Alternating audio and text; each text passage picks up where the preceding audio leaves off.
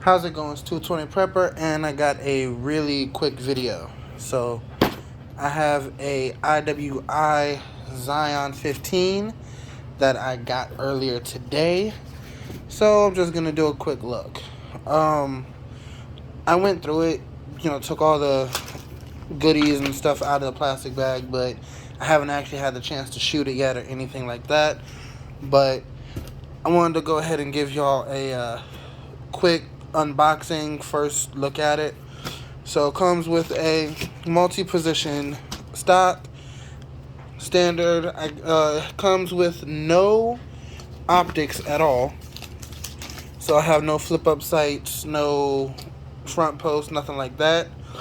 It comes with this bunch of goodies. What is this? Warranties and firearm responsibilities and all of that goodness that comes with it. Comes with a lock. Firearm safety depends on you. I did take this off. Just the standard, don't remove. It actually comes with a Qd Sling Mount that I have to put on.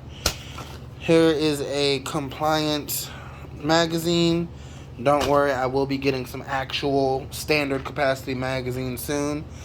And it comes with this very, very nice rifle. So this is just a first look and unboxing just to let you know what comes in this.